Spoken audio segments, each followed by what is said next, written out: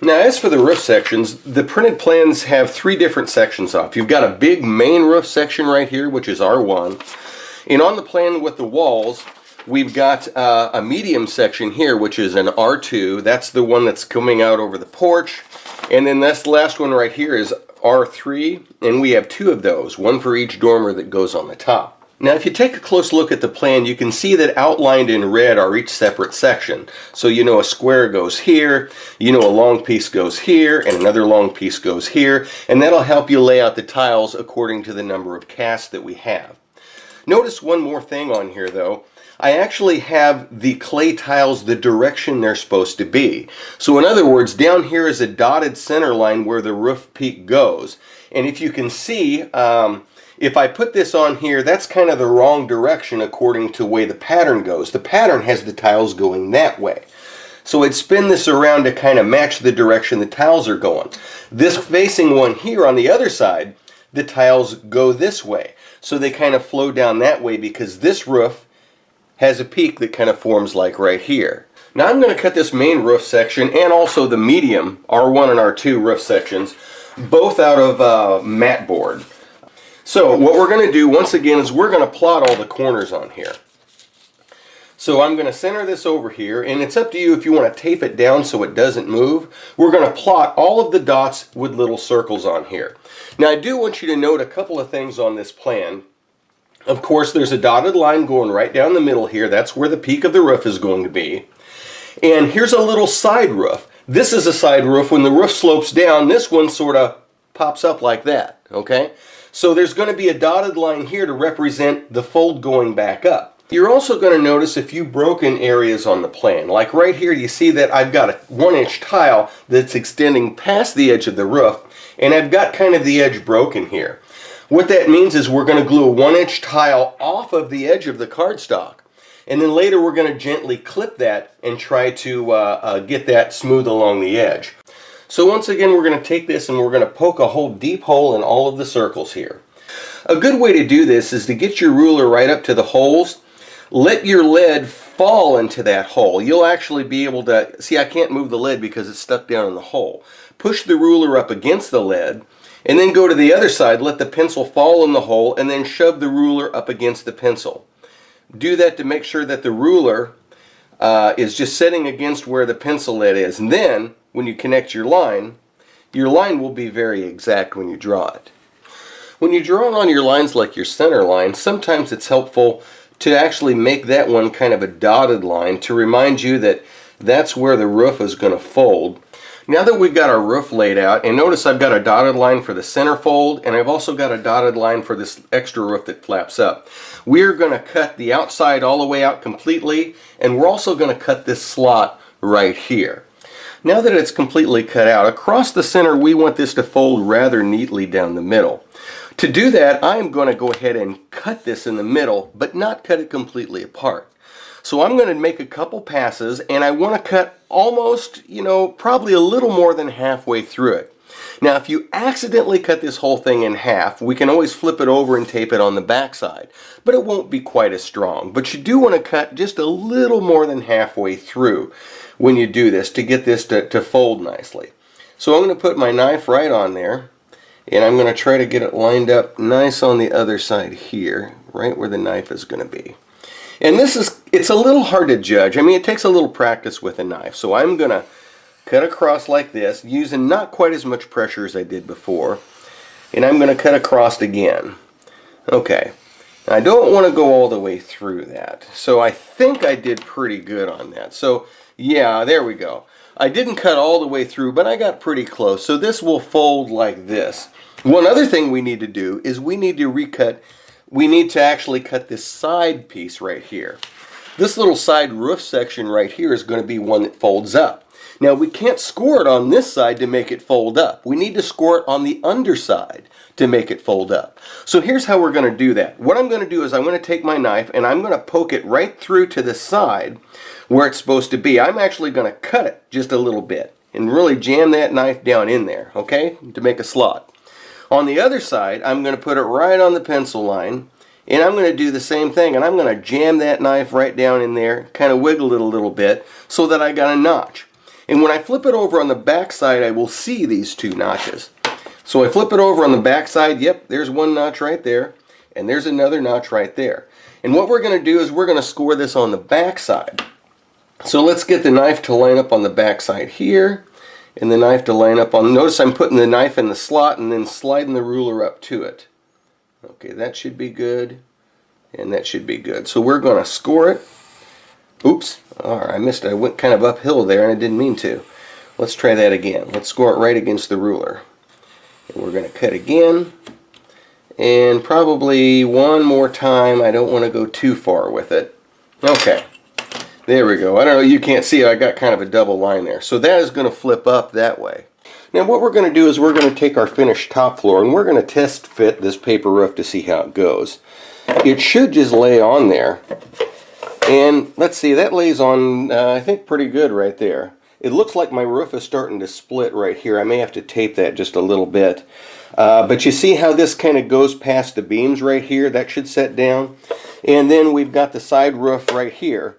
And if you notice, this side roof probably isn't quite, perfect. But chances are, it lays down well enough. So where we've got the score mark probably should have been scored maybe 1/16 of an inch higher, but nobody's going to notice it. It's going to, once we get the tiles on there, it's going to set just fine. Okay, now I want to point out a couple of things on our plan for this main roof. First of all, this notch where the chimney is, you'll notice there's kind of a tiny piece that needs to go right here. I'm not going to glue this tiny piece in yet. First of all, you have to break it and then glue a chunk in, and then it's going to be in the way when you try to fit it around the chimney. It's easier for this is only like two tiles high, so it's easier for this little chunk to not even glue it in there. Wait till it's on the roof in place, and then sand a little piece that'll fit in there, and then glue it in place. So this little one by the chimney we're going to wait on. The other thing we're going to wait on is this little area down here. There's two big tiles and one strip down the middle that go on here that need to be slid down just a little bit. Because what's going to happen is we'll have a piece here and we'll have a piece here. But this little roof section bends up. And because this roof section bends up, these tiles have to slide out a little bit, and we don't really know how far we want them to slide out. So we're going to wait to glue these pieces on until the rest of the roof is there. So we're going to go ahead and glue all of the tiles on except for this flap and except for that tiny piece. One other thing that you may want to note is that this area right here that goes around the beam, it kind of lops off right here. There's actually a piece that's this long, but we got to break it right here. But these really aren't a problem because it breaks right between the tiles at that area. Same with on the other side here. It will break right between the tiles. So getting a clean, easy break is going to be fairly easy to do. Now for me, it's fairly important to make sure that these tiles line all the way up to the center line, but they don't go past it or they don't fall down under it, because we want the center line to be, right in the middle. So what I'm going to do is tape a ruler right along the center line so that these tiles can butt up against it, and then I know they're going to be exactly in the right place all the way across. So go ahead and take a ruler like this. I'm just going to take a couple pieces of just packaging tape or something. And I am just going to tape a ruler along the top there so this ruler doesn't move. Let's get another little chunk of tape here. Okay, I'm just going to tape that ruler there, and we will go ahead and start gluing these in. So what we're going to do is we're going to follow the plan. So you see we've got two long strips right here and then two squares. So you can see exactly where these are going to go. We've got two long strips here, and it looks like we've got two squares. And when you glue these in place, make sure that they're going the proper direction. Don't get tiles upside down because that would be weird. Now I found the easiest way to do this was to lay out the plan up here. Go ahead and set my tiles on the plan where all these tiles are supposed to go. I'll apply glue down here, and then I'll grab each tile and move it down into place as I need it. So I don't have to go searching for tiles while I've got wet glue that's drying on me here. So I'm going to go and I'm just going to, if I overlap a little bit down onto this roof below, that's probably going to be okay. Just spread this glue. Let's try to get it up here as close as we can without getting it all over our ruler. Okay, now that we got our glue spread around, let's go ahead and start laying these tiles down. Be sure to go in the right way to the edge of there, and they're going to meet up right against that ruler. I'm going to kind of squeeze them around a little bit. So drop it into the glue, kind of move them around a little bit, and then push them up against that ruler. Okay, all the tiles are in place, and you see that there's one spot here that they're hanging over we'll have to clip. But be sure everything lines up nice. Be sure it's all against there. Everything's tight together. Everything's lined up on the edges where it should be. And what I'm going to do is I'm going to take a big old heavy book, and I'm going to set it over this. And I'm going to let this sit here for probably about 2 to 3 minutes. Just hold it down really good. What you have to watch is if you set a book on it and then you just walk away, a lot of times what will happen is you put more glue on than you realized, and the whole thing will start sliding on you, okay? So that everything will start sliding downhill because you didn't realize your table wasn't level, or something else happens. So you're going to set a heavy book on it to try to make it dry flat. But after about a minute or 2 minutes, check it again and make sure nothing moved, because if something moved, that's going to throw your center line of your roof off. Okay, now we're ready to start the other half. This is probably set for about 5 minutes under a book, and it doesn't look like it slid. And you notice it still sort of folds in the middle like it's supposed to here. Now all these tiles are going to come down this way. Okay, now we've got the bottom half glued on, and be sure it like folds in the middle like that. Now that they're all squeezed together and pushed tight where they're supposed to be, once again, take yourself a big heavy book of some kind, lay it on there. Set it for about a minute, 2 minutes, and then check it again just to make sure that nothing has slid or moved, because you still may have a chance to push it properly into place if it had moved on you. Okay, here's the R2 roof section already cut out. We're not really going to test fit this on the house because, there's really nothing to go against yet, because we've got to get the others. And it's not critical because we're going to have to sand the back. The only thing that's critical is that this is glued at a 45-degree angle, but we'll take care of that later. Now when you get these glued onto this half, you might be able to just sort of hold them in place until they dry for a couple of minutes.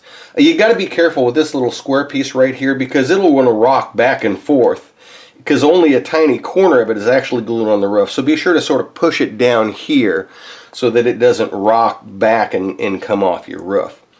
Okay, here we have the final 2 dormer roofs. These I've cut out of just thin cardstock. They didn't really need much. So just some sort of thin like a business cardstock would be fine.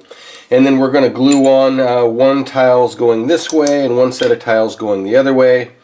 Line the front square part up and get them on center, let them dry that way, and then they should be able to fold like that. We will take care of the back angle later. Okay, now that our roof section R1 is completely dry, we're going to test fit it, and we're going to have to trim up a few things. First of all, there's a couple of places, like if you can see right here, that's a spot that there's a little bit of extra tile overhanging that we need to clip off. There's also some right here by the flap. This flap goes up right here. This right here needs to trim off. Now the handy thing is that these tiles are in 1/4 inch increments, and we have to trim off a 1/4 inch. So that makes them break fairly nicely along that line. So what I'm going to do is use a pair of tile nippers, and I'm just going to very carefully cut those. So what I'm going to do is put it like right along here and try to get it buttoned right up underneath of there, and then just kind of clip it off like that, okay? And I got another one here. I'll just clip it off like that. Now it may not be perfectly neat. If you can see, it's just a little bit messy on that under edge there. So something like a file will do good, or you can even use an X-Acto knife, depending. Sometimes if it's just a little bit, taking an X-Acto knife like this and just kind of scraping along it is enough to get rid of some of that excess that you've got there. Or you can take a file and then just kind of run a file along the side of it to clean up that edge there. Well, that's one side that we had to clip. Another side that we had to clip is this right here, so let's go ahead and take care of that. I'm going to run this up here. I'm going to clip that, and I'm going to clip that. And that'll need to be cleaned up, but I'll do that in a few minutes here. Okay, now what we want to do is we want to test fit this onto our roof. So what we've got is we've got our top layer right here. Okay, and then we've got a roof that's laying down on top of it. And you'll notice that on the front here, where this goes down onto the porch, this isn't really setting down because this tile right here in the corner is hitting, and that tile on that side might be hitting, and that's because we just sort of snapped those off, but we didn't snap them off quite far back enough. So what we can do is we can just take, you can use the file, but I'm thinking the tile nippers will do this just fine. I'm going to tile nip this back. There we go. We'll nip that back a little bit. And the other side probably needs it a little bit too. If I can get my nippers in here. That's not kind of hard to get in there in that pot. So I'm just going to take the X-Acto knife and just kind of, there we go, trim it like that. And I think that will clean it up enough where I can get this on here. Let's see. Okay. Now, I don't know if you noticed on the underside, I did stick a piece of black duct tape under there because I had cut pretty far down in and it was starting to be a little loose. So I just kind of reinforced that with duct tape. So we're going to put this back on here. Yeah, there we go. See, this roof sets all the way down where it's supposed to. This kind of falls beside the beam rather than resting up on top of the beam. So this little spot behind the chimney, the reason why I didn't go ahead and glue that on is because if I trimmed it off, I might have trimmed it too short, and I wanted to kind of fall up against that chimney. That looks like it's about 2 tiles, but maybe a little bit more. So what I'm going to do is I'm going to use 3 tiles. I'm going to break 3 tiles off of this strip off the bottom, so the bottom's already flat, which will match up with that. So we got 3 tiles. I'm just going to snap it right about there for 3 tiles. Well, I got 2 tiles instead of 3 tiles. I meant to get 3 tiles. Let's see what 2 tiles will look like. Well, hey, you know what? 2 tiles might do just fine. So I guess 2 tiles, what I'm going to do is I got a piece of sandpaper right down here. I'm just going to take this thing and I'm going to try sanding it at about a 45-degree angle here. This is some coarse sandpaper. Let's see if I can get that to fit right in there with a 45-degree. That's pretty good. It's a little bit tight still. Okay, now at this point we can go ahead and glue that last piece onto the back. I'm going to turn this around onto this little roof that we've got right here. And now that we know exactly what angle this is going to fall at, I can go ahead and position this. Now this bottom shingle is going to hang off about a 1/16 from the edge, but that's not a problem. We'll go ahead and glue it in place. Okay, now I've glued these tiles into place. It's probably a good idea after you glue them, just sit there and hold them for a couple minutes until they dry, because they're kind of going down at an angle, and if you walk away they might slowly slide down here without you meaning them to. So next thing we'll do is go ahead and put the peak on the roof. Now down here by the chimney there's not a lot we can do, so what I'm going to do is just we'll just deal with that as we can. If it looks a little messy, I don't think anybody's really going to see it. The front peak is where I'm going to go ahead and put the decoration though. So starting at the front peak, we're going to put this little decoration on, and we could just glue it like it is, but that leaves kind of a gap there, you know, a little triangle gap that I don't really want. This little piece takes probably, it's about a 1/2 inch diameter, so it takes about 2 tiles. So what I'm going to do is I'm going to just file down these top 2 tiles just a little bit. It doesn't have to be very far, but the more we take it down, the less of that gap we're going to have underneath of there. There we go. That'll help a little bit. We don't have to take it all the way down, but you know, I'm thinking about that far. So that'll give us a nice flat area to glue this down to, and it'll reduce the gap. Put a little glue on here. I'm just going to put a little glue on these 4 dots. That should hold that pretty well. And just kind of clean up the excess glue. That'll do for that. And for these ridge pieces, they have a 45-degree angle at the bottom of them already. And it doesn't matter if they go this way or you turn them around that way. I don't really think it makes any difference. I'm just going to go ahead out of habit and put the wide end against this decoration. So I'm just going to put a bead of glue in here, and don't go crazy with the glue, but just put a bead of glue down in the crack going all the way back. And then what we'll do, we're going to take these, I'm going to have wide side going forward, and I'm just going to kind of move it around in the glue and then push it up there. Then we'll take another one that'll go right behind it like this, just kind of dip it in the glue a little bit, and I'll push it up against the first one. And if you get too much glue, you see it kind of squishing out the sides there. I try to keep that, to a minimum. You want enough glue to really glue it well, but not so much that it goes everywhere. So that's kind of hard to judge. Well, here's what I've done. I've taken a piece and I've kind of carved out a little bit of it. And you can actually do that, with a knife if you're just careful. And you can just kind of carve it back that way. And then you can get a piece that sort of fits in there and goes around the chimney like that. Oh, I do want to note one other thing. I'm fitting this on the old version of the house. So this chimney is actually shorter than it should be. This actually, when you do yours, it's actually going to show up a little bit higher than this. So I realized in my plans that this was pretty close. So the chimney is actually going to be a 1/2 inch taller on your model when you do it.